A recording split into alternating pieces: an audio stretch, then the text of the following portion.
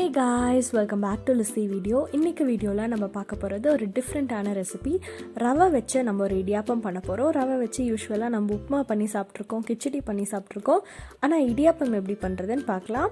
So let's get started. ஒரு pan எடுத்துக்கோங்க. இனி இதில் நம்ம எவ்வளோ ரவை எடுக்கிறோமோ அதோட டபுள் குவான்டிட்டி தண்ணி எடுத்துக்கலாம். 2 கப் ரவைக்கு நான் இங்கே 4 கப் தண்ணி எடுத்துக்கிறேன். ஸோ ஃபர்ஸ்ட் 4 கப் தண்ணி சேர்த்துக்கலாம். தேவையான அளவு சால்ட், அதுக்கப்புறமா 1 டீஸ்பூன் நெய் ஆட் பண்ணும்போது இந்த ரவை நல்லா வேகும் போது நல்லா சாஃப்டாக வேகும். இனி இந்த தண்ணி நல்லா பாயில் ஆகட்டும். தண்ணி நல்லா பாயில் ஆயிடுச்சு. இனி இதில் நான் 2 கப் ரவை சேர்த்துருக்கேன்.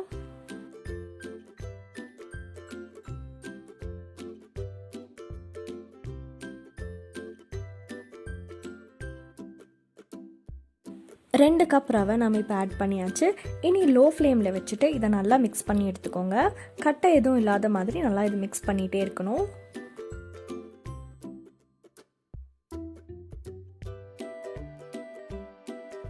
தண்ணியெல்லாம் போய் ரவை இந்த ஒரு ஸ்டேஜில் வந்ததுக்கப்புறமா நம்ம ஃப்ளேம் ஆஃப் பண்ணிடலாம். ஆஃப் பண்ணதுக்கப்புறமா ஒரு 2 மினிட்ஸ் இதை நல்லா மிக்ஸ் பண்ணிக்கோங்க. அதே மாதிரி இது ரொம்ப கட்டியாக விடாதீங்க, அப்போ நமக்கு இடியாப்பம் பண்ண வராது.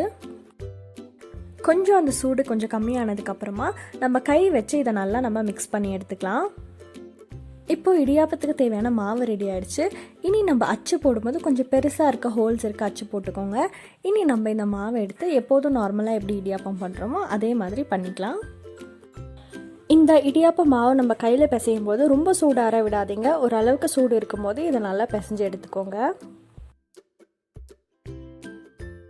இனி இட்லி தட்டை எடுத்து அதில் கொஞ்சமாக ஆயில் ஸ்ப்ரெட் பண்ணதுக்கப்புறமா எப்போதும் இடியாப்பம் எப்படி நம்ம புழிஞ்சு எடுக்கிறோமோ அதே மாதிரி பண்ணி எடுத்துக்கலாம்.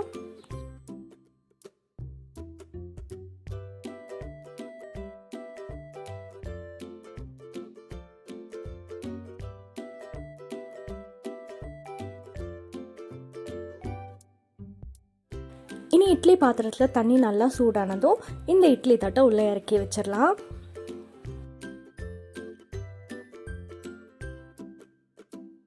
ரொம்ப ஈஸியாக சிம்பிளாக பண்ண முடிஞ்ச ஒரு இடியாப்பமோட ரெசிபி. ஸோ இது வரைக்கும் இந்த ரெசிபி யாராவது ட்ரை பண்ணாமல் இருந்தீங்கன்னா இது மறக்காமல் ட்ரை பண்ணி பாருங்கள். இப்போ நம்ம இடியாப்பம் ரெடி ஆயிடுச்சு. இது கூட காம்பினேஷனாக நம்ம கோகனட் மில்க் வச்சு ஒரு எக் கறி பண்ணியிருந்தோம்.